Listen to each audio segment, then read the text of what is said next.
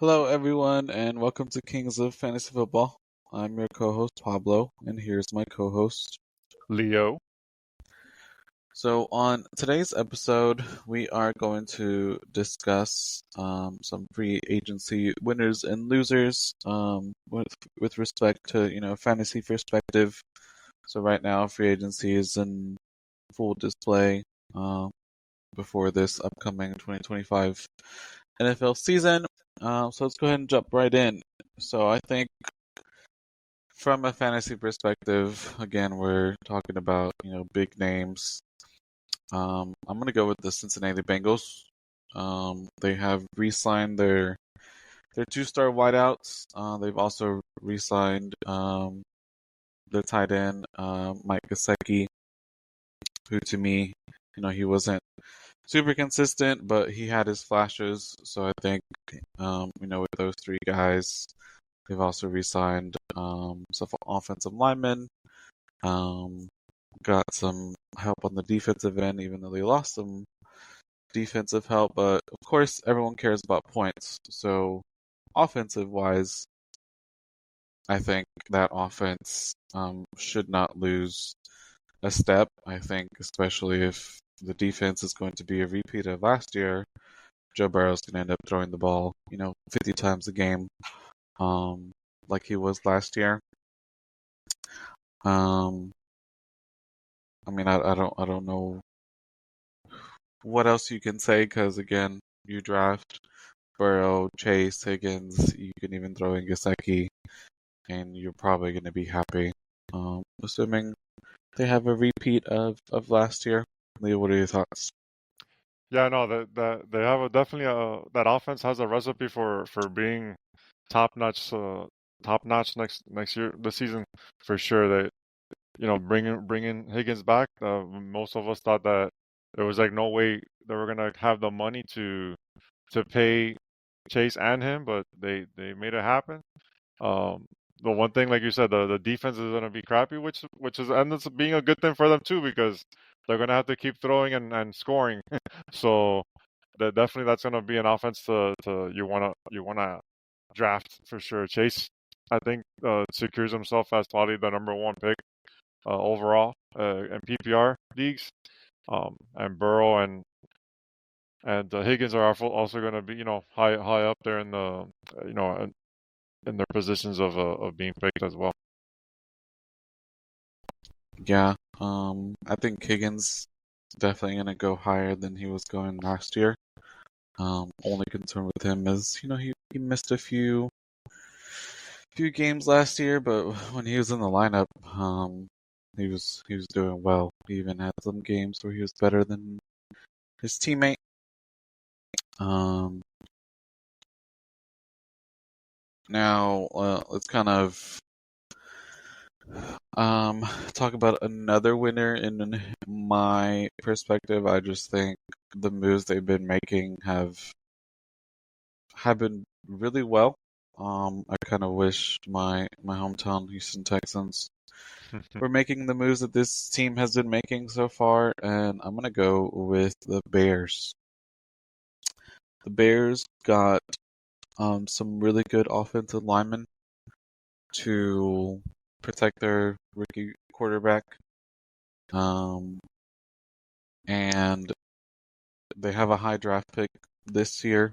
So we'll talk about the draft as we get closer to it, but if they were to somehow end up with either another receiver, top tackle, a top offensive lineman, or what everyone's been kind of salivating of the thought of is getting, a top running back.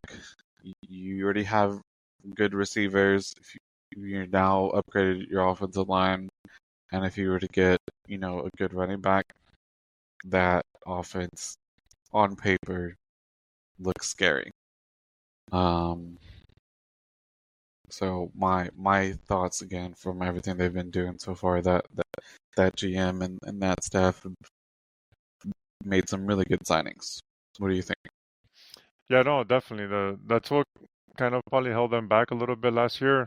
It felt like Caleb Williams didn't have time to operate back there. So now, with their them beefing up the offensive line is only going to help them for sure. And then with new head coach in town, Ben Johnson, he's a offensive guru there, so that should definitely help this offense get it going. Hopefully they pick up another offensive weapon. The we can definitely see Odunze coming on this year, especially with Keenan Allen gone, and DJ Moore is always a stud when he has a chance. So with Keenan on going to another team, definitely these two guys are going to be high priority in Caleb's target share, and Cole Kmet too. He's a definitely tight end, top tight end, top 10 tight end that he should be able to be available later in drafts for you as well. Yeah, so I mean, if these moves work, I think those position players like you were mentioning, DJ Moore, hopefully Keenan kind of comes back. Odunze should be better, and then who knows who will end up drafting. Now let's kind of switch subjects and kind of pick some losers. First one that I think is kind of obvious, but I'm gonna pick on them just because all the experts have been picking on them, and that's gonna be the Dallas Cowboys. I thought they were going to make a splash, especially after all the turmoil of last season. They ended up signing CD and Dak. Even after the season started. So I didn't think they would want a repeat of last year and again make a big splash. And to me, they haven't made one. They've got some running back help, running back depth, but I haven't again seen like that big star signing that the Cowboys need. Honestly, they missed the playoffs after having a couple of years of 12-win seasons. There's still controversy on if they're gonna keep some to keep the what's his name, the linebacker. Micah Parsons. Yeah, they don't know if they're gonna sign Micah. So, especially from a fantasy perspective, besides CD and Prescott, I would not want to have any other player from the Cowboys on my team besides those two. What do you think? No, for sure. The Jerry Jones, he's at it again, with his hijinks. Mister, he should just take the owner and let someone else run the team. To me, he's been holding them back a lot. I have no idea why, he does this to himself. CD needs some help. Obviously he's gonna be a top 5 pick again in fantasy, and and I'm gonna draft him. Maybe if I have a chance as well. But after that, the offensive line has been deteriorating year after year. As they've been losing guys, and when you pay Dak a lot and when you pay CD a lot, it's and if you don't manage it properly, it's you're gonna get in trouble. So they need to right the ship. Well, hopefully they can. I'm not a Cowboys fan. I know you're not as well. So hopefully they get it together. Not it is what it is. But definitely CD. I'll still draft him for sure. He's gonna be uh, high priority in everyone's draft. Let's see what they do in the draft. Maybe they finally draft a receiver in the first round, but knowing them, they'll get some linemen or something. Right. Who knows? Maybe they're saving all their big splashes for draft day. Now this next team, I feel sorry for the fans just because they've kind of been used to success the last 5 years or so, and I've kind of been shocked that they kind of broke up the team, to be honest. And that's the 49ers. The 49ers, you lost Debo. You lost a lot of players um, from, again, your team that you've had as far as your core. We don't know what's going to happen um, with McCaffrey. Don't know if what the receiving room is going to look like. To me, they have gotten worse than what they were last year for sure. So from a fantasy perspective, I don't even know who I would draft. Brock Purdy didn't look like himself last year. Don't know what's going to happen with CMC. Don't even know again what that wide receiver room's going to look like. They have signed one wide receiver. They signed a tight end, but no big names. So to me, they're losers just because again they've lost a lot of people so far. Yeah, What do you think? as a 49er fan, yeah, I've been disappointed with their off season. Definitely, we know the Debo Samuel deal was coming. They tried to trade him last year, stuck with him one more year, and now he's gone for a bag of chips and some peanuts. So, um, you know, what can we say? What who knows what's gonna happen with Brandon Ayuk? When is he gonna be ready? He's recovering from an ACL injury that he suffered last year, and there's still, there hasn't been much talk of when he'll be ready. They also traded away Jordan Mason, which was a excellent insurance policy for McCaffrey when McCaffrey was out. Um, that I think he moved to a good team, with the Vikings. They have a great offensive line, and they've been deteriorating. Not no, I think they kind of, I think the 49ers are kind of seeing that they were getting old fast. You know, McCaffrey's already getting to his last years. Debo, he's already, around that 30-year mark, and and he gets hurt. I understand why they traded him. It would have been nice if they could have got someone else. They already started I think the process of getting younger by drafting Ricky Pearsall last year. He was gonna be a nice sleeper in the to draft later in drafts, and Jawan Jennings, he had a breakout year last year as well. So maybe they're banking on these guys to come back. And Purdy, he's always solid. So we'll see. It's they're definitely losers because they've lost a couple of anchors on their team last year. But we'll see. We'll see. Yeah, like I said, don't know what's gonna happen to Ayuk. You lost Debo. McCaffrey's getting old. Totally forgot about losing Mason. So it's gonna be a whole new 49ers for sure. And again, I Yeah. just feel bad for the fans because they were used to, that success pretty much every year. Yeah, it's gonna be a Isaac Garendo season this year. Now, this next team, I don't know if you can for sure say winners, but the moves they're making, to me is kind of trending towards that. And that's going to be the Washington Commanders.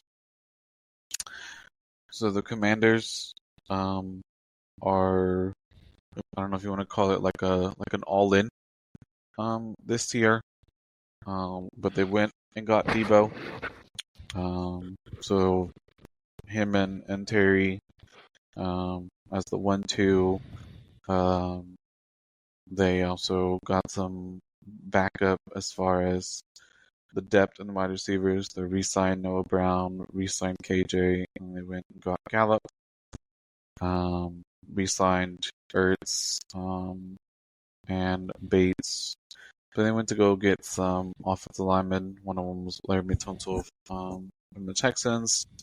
They got another one, Trent Scott, that they re-signed.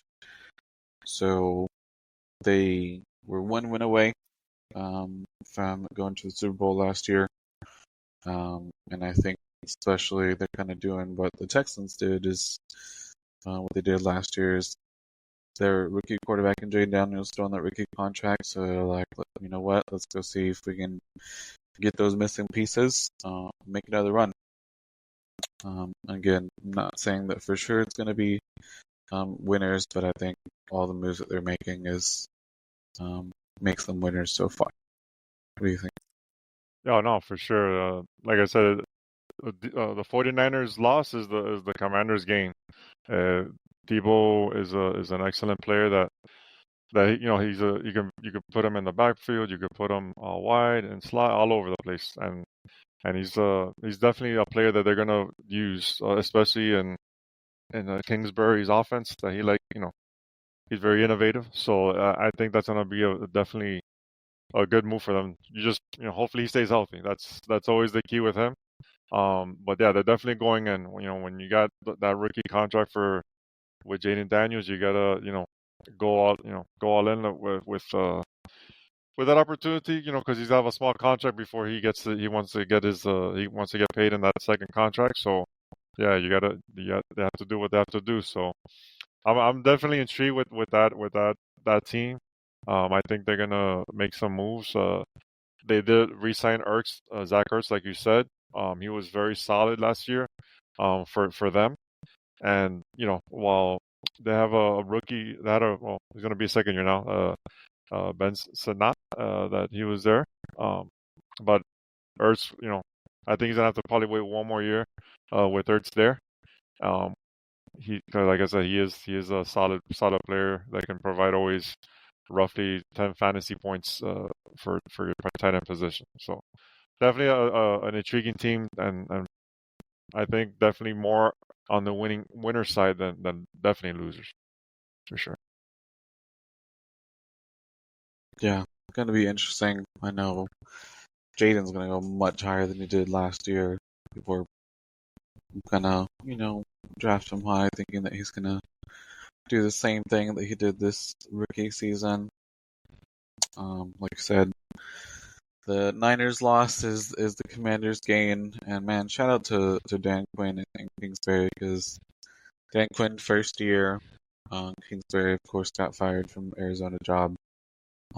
It's like it didn't even phase him because that offense was kicking. This next team, I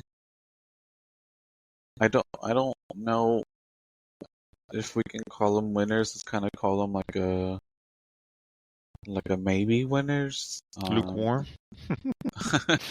And that's gonna be the Steelers, just because to me Metcalf, really good receiver. You pair him with George Pickens, but what hurts them to me is they lost Justin Fields. Um, so unless whoever's going to be behind center is just going to be like, well, one of the two receivers is down there, so I'm just going to throw it up. But I think this is probably um, the most excited that the Steelers fans have kind of been looking forward to a season the last few years. Mike Tomlin's still, um, doing great as far as head coach. But yeah, I mean, I don't know. I thought Metcalf was not going to end up with the Steelers, um, and that's where he ended up with. Um, you think he'll get drafted higher? Because I think he's the number one. You're not gonna pay him all that money and not make him the number one. Yeah, he's the number one there. Obviously who takes a big hit here is George Pickens. That I thought he had a potential to gain some traction. Like he showed some promises last year, but then he got injured, and then at the end of the last year he was really uh non-existent for fantasy managers. But the key in this offense is definitely see they need a quarterback. You can have all these weapons, but if you have no one throwing them the ball, it's it's uh it's useless. So one thing that I've been hearing is that Aaron Rodgers is the one like the leading candidate to go here. If he does go here, then this definitely look good. Even though Aaron Rodgers is in the last legs of his tenure, he's he's still good. Somewhat. He's definitely more accurate than Justin Fields and just right there with Russell Wilson, because Russell Wilson does have some is pretty accurate. But I like to see, if he goes there, that helps this being a winner. Right now, to me, like I said, they're kind of neutral there. They added some pieces. They lost Najee Harris now. Now it's the Jalen Warren show for now. We'll see if they pick up some running backs in this deep rookie running back class in the NFL draft. So Jalen Warren's gonna be a nice pickup there, especially in PPR leagues. He's shown some promises there when he's been given the chance, but definitely the question mark is just that quarterback position. I want to see what they do there, because I know they signed Mason Rudolph, but we're talking about Mason Rudolph here, man. He's like Rudolph the Red-Nosed Reindeer. He's a mist. He's a mystique. Um, Now before we wrap things up, do you have like a dark horse team maybe so far in free agency? The team that I think they did really good and bringing back one of their top players. He was on the verge of leaving, but they made it happen, and that was the Buccaneers. By bringing back Chris Godwin. That to me, this team's been on the rise ever since they brought Baker Mayfield, and with Godwin there last year, they were cooking on all cylinders. But when he went down there, they were able to keep steady. And but bringing him back, so now they got Godwin, Evans, Jalen McMillan was making some strides last year. Odin is a awesome tight end. Up and coming right tight end, and Bucky on behind the line with running the ball. So, and they still have Rashad White. So, like I said, and even Sean uh,